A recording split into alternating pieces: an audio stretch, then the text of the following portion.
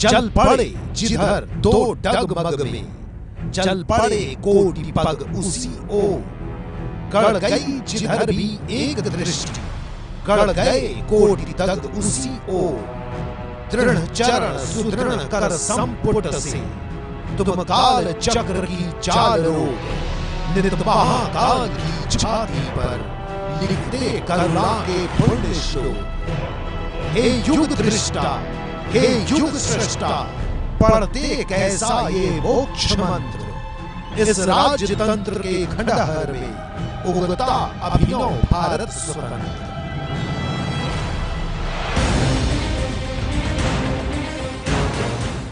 ये वो लोग हैं जिन्होंने कमियों को सीमा नहीं बनने दिया, जो अपनी जिद के लिए सिस्टम के भरोसे नहीं बैठे रहे, जो अपनी मामूली कोशिशों को छोटा नहीं समझते, मजबूरी परेशानियों को अपनी बेड़ियां नहीं बनने देते। जब तक तोड़ेंगे नहीं तब तक छोड़ेंगे नहीं। राष्ट्र निर्माता।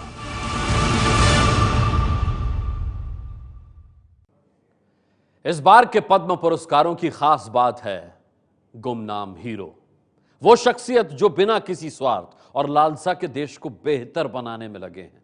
उन्हें इससे कोई फर्क नहीं पड़ता कि वो अकेले हैं या उनको देखकर लोग क्या कहेंगे। आप भी ऐसे ढेरों लोगों को जानते होंगे जो हम सबका जीवन बेहतर बनाने में जुटे हुए हैं। गणतंत्र दिवस पर आज हम आपको राष्ट्र निर्माण के मौन देशभक्तों से मिलवाएंगे, उनकी गाथाएं सुनाएंगे, जिन्हें देखकर आपको कुछ भी असंभव नहीं लगेगा। घंटी बजाओ के हिस्से में हम आपसे सवाल भी पूछ रहे हैं कि राष्ट्र निर्माण के संघर्ष को सम्मान मिले, सिफारिश को नहीं। अगर आप भी हमारे इस सवाल से सहमत हैं तो देर मत कीजिए, उठा लीजिए अपना फोन। 8080740000 है हमारा नंबर, दे डालिए मिस्ड कॉल।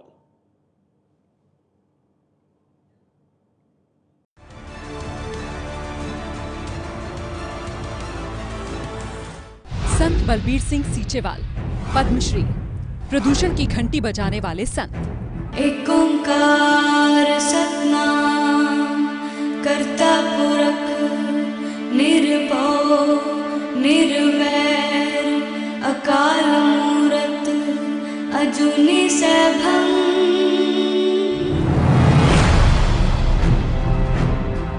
काली बई के किनारे पर गुरु नानक देव जी को ज्ञान प्राप्त हुआ था।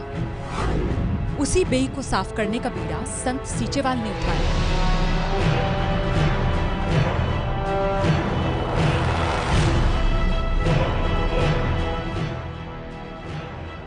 काली बई ब्यास नदी में ही मिल जाती है। 160 किलोमीटर लंबी बेई को साफ करने की पहली कोशिश साल 2000 में शुरू की। लोगों की मदद से सीचेवाल ने असंभव को संभव कर दिखाया। अगस्त में जे सेवा का कार्य शुरू होया 2000 में, ते लगातार पहले कुछ लोग थे, हौली हौली जिनको हम लोगों को जहाँ भी जे गांव में जाकर के जे नदी पवित्र नदी है, इस नदी के पानी खराब होने से हमारे धरती निचला पानी खराब हो रहा। जो आस्था के साथ वो लोग भी हम आए जो घर में काम भी नहीं करते थे, पर जब नदी की सेवा का कार्य हुआ वो न अपने हाथों से इसमें गंदगी और कूड़ा करकट इस नदी से निकाला। संत सीचेवाल को मिली कामयाबी को देखते हुए पंजाब सरकार ने उन्हें पोल्यूशन कंट्रोल बोर्ड का मेंबर बनाया था, लेकिन उन्होंने इस्तीफा दे दिया। कंट्रोल बोर्ड के मेंबर के खिलाफ एक अधिकारी कैसे कार्रवाई करेगा? जितना देर तक ये सिस्टम ठीक नहीं होता तो उतनी देर तक वो जब पोल्यूशन करने वाले बीच ही बैठे हैं तो किसको हटाएंगे? उसके बाद के जो सरकार का प्रेशर में सिस्टम रहता वो कार्रवाई करने से असमर्थ था, इसीलिए हमने दिया कि इस सिस्टम को सुधारो। सीचेवाल की कहानी को एबीपी न्यूज ने अपने खास कार्यक्रम गंगा की सौगंध में दिखाया था, जिसमें खुद सीचेवाल ने नदी को साफ करने की पूरी जानकारी हमारे दर्शकों को दी थी। जो लिफाफा वगैरह जहाँ पर रुक जाता, इसके आगे पानी पहले पौंड में आ जाता। ये गोल बना हुआ कुएं के टाइप 8 फुट का जो है, इसे पानी घूम कर, वो टेक्निक है जो इसका पानी निकालने की, वो घूम कर इसके सेंटर में जो सॉलिड वेस्ट इकट्ठी हो जाती है। उसके बाद ये दूसरे कुएं में आ जाता। इसमें जो चकनाहट है और तैरने वाली जो भी वस्तु है वो इसमें रुक जाती है। इसमें मशीनरी कुछ नहीं लगी हुई, क्योंकि जो तैरने वाली वस्तु वो भी रुक गई, जो इसमें सॉलिड वेस्ट थी वो भी रुक गई, और पानी जहाँ पर चिकनाहट को नितारने के लिए ये तीसरा पॉन्ड बनाना पड़ा, क्योंकि पानी नीचे से ला। तो उसके बाद मेन पॉन्ड में जो पानी चले गए। सीचेवाल मॉडल पर केंद्र सरकार की काफी पहले से नजर है। सरकार को उम्मीद है कि 2022 तक गंगा में गंदा पानी ना गिरे, इसका इंतजाम सीचेवाल मॉडल को अपनाकर किया जा सकता है। 59 साल की उम्र में आमतौर पर लोग क्या करते हैं? रिटायरमेंट के बारे में सोचते हैं, बच्चों के साथ कैसे वक्त बिताएंगे ये सोचते हैं, लेकिन कोलकाता के एक बुजुर्ग रोज दूसरे लोगों के लिए अपनी जान को जोखिम में डालते हैं। हमारी ये स्टोरी आपका इंसानियत में भरोसा और भी बढ़ा देगी। बिपिन गनात्रा, पद्मश्री, मौत के मुंह से निकालने वाले देवदूत।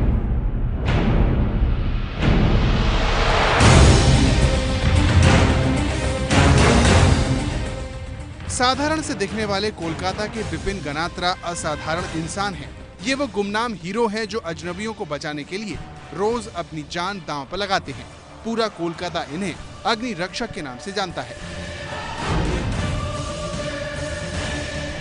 ये जो सम्मान है, ये सम्मान से ज्यादा ये जवाबदारी ज्यादा है, और समाज में मेरे से जो बुजुर्ग है उनसे मैं यही प्रार्थना करूंगा, आशीर्वाद मांगूंगा कि आशीर्वाद दे कि मैं इस सम्मान रख सकूं और इस लायक बन सकूं कि इसमें कभी कोई दाग लगने ना दूं। बिपिन गनात्रा 59 साल के हैं। आग ने इनके भाई को छीन लिया। इसके बाद से बिपिन गनात्रा ने आगजनी से लोगों को बचाना अपनी जिंदगी का मकसद बना लिया। 11-12 साल का था तब बड़े भाई का बर्न एक्सीडेंट हो गया था और वो जल के गुजर गए थे। उसके बाद से इस चीज को ज्यादा मेरे दिमाग में इफेक्ट किया था, इसलिए फायर ब्रिगेड के पीछे दौड़ना और उसकी मदद करना ये मेरा मोटिव बन गया। काम के प्रति बिपिन गनात्रा का ऐसा कमिटमेंट है कि अक्सर वो घटना स्थल पर दमकल कर्मियों से पहले पहुंच जाते हैं। गनात्रा ज्यादा सोते नहीं हैं, वे अपने टीवी पर खबरें देखते रहते हैं ताकि अगर कहीं आग लगे तो वो समय से पहुंच सके। इन्फॉर्मेशन तो मैं रात को नींद नहीं आने से मैं टीवी न्यूज चैनल देखते रहता हूं। अगर या तो कोई मेरा दोस्त जो मेरी हॉबी को जानता है तो वो लोग मुझे फोन कर देते हैं, बिपिन यहाँ पर ये घटना हुई है। तो इस तरह मैं फिर कंट्रोल रूम को फोन करके पूछ लेता हूँ क्या है, और मैं फिर यहाँ से निकल जाता हूँ। कोलकाता में आग लगने की घटनाएं ज्यादा होती हैं, इसलिए इसे सिटी ऑफ फायर भी कहा जाता है। लेकिन जब तक बिपिन गनात्रा जैसे देवदूत कोलकाता में मौजूद हैं, जिंदगी की लौ जलती रहेगी। ऐसे ही एक संत हैं जो लोगों को सालों से जिंदगी जीने की कला सिखा रहे हैं। इस बार सरकार ने उन्हें पद्म भूषण पुरस्कार दिया है। अगर आप खुश रहना चाहते हैं और आपको इन संत की बात आज ध्यान से सुननी और समझनी भी पड़ेगी। रत्न सुंदर सुरीश्वर जी महाराज, पद्म भूषण, आध्यात्मिक कमजोरी की घंटी बजाने वाले संत।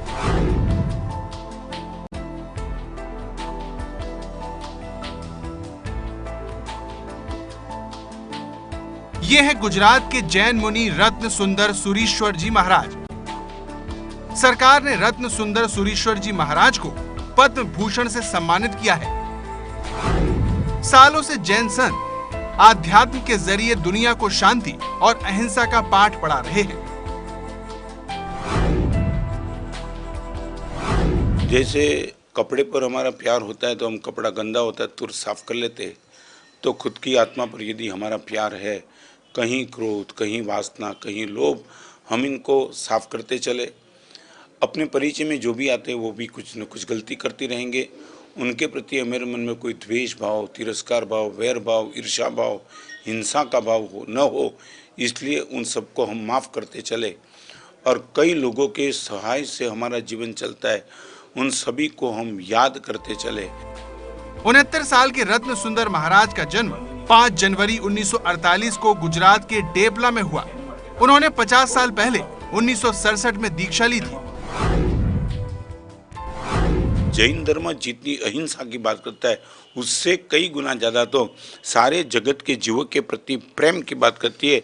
और मैं ये नहीं चाहता हूँ कि पूरी दुनिया में हिंसा की प्रतिष्ठा हो जाए, मैं चाहता हूँ पूरी दुनिया के हर जीवों के हृदय में प्रेम की प्रतिष्ठा हो जाए। रत्न सुंदर महाराज ने आध्यात्म पर करीब 300 से ज्यादा किताबें लिखी हैं। गुजराती में लिखी उनकी किताबों का हिंदी, अंग्रेजी, मराठी, उर्दू और फ्रेंच भाषाओं में अनुवाद हो चुका है। और घंटी बजाओ में ही हमने सवाल उठाया था कि सिफारिश पर पुरस्कारों की भीख का सिलसिला आखिर कब तक चलेगा। अब पुरस्कार न मिलने से नामी बैडमिंटन खिलाड़ी ज्वाला गुट्टा परेशान हैं। This is the third time I have applied. I feel I've been let down. There have been people who are not an Olympian and they still got it. It's a little, hurtful, I think.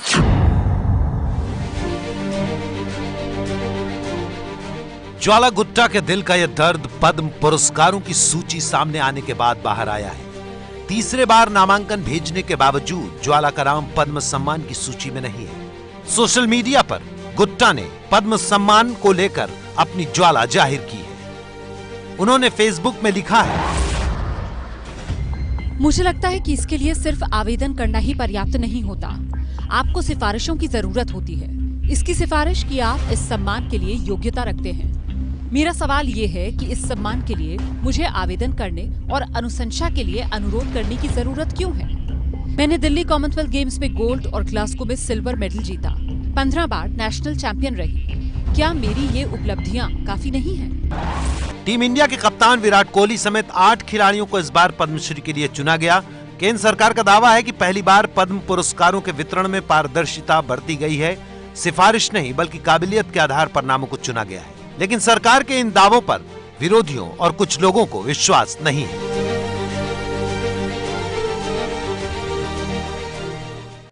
इस show के जरिए हमने आपसे वादा किया था कि केवल टीवी नहीं बोलेगा, आप भी बोलेंगे और पहुंचाएंगे हम तक अपनी बात, ताकि देश में सतर्कता की घंटी बजती रहे।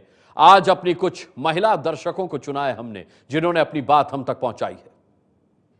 महिलाओं को पूरा प्रतिनिधित्व करने का मौका देना चाहिए। आज महिलाएं हर फील्ड में आगे हैं, तो राजनीति में ऐसे भेदभाव क्यों किया जाता है?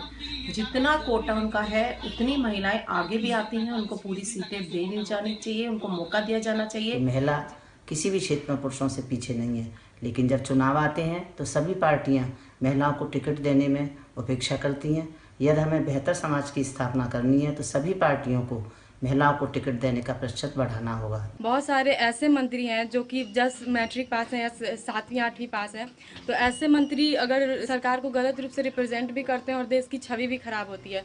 तो ये चीज़ होना चाहिए कि जो लोग चुनाव लड़ते हैं उनको भी कोई एक सीमा होनी चाहिए कि उनको इतना पढ़ाई में होना चाहिए। ऐसे लोग जो लड़कियों के बारे में ऐसी घटिया टिप्पणी करते हैं, औरतों के बारे में ऐसा बोलते हैं, ऐसे लोगों को समाज की तरफ से पूरा इग्नोरेंस मिलना चाहिए।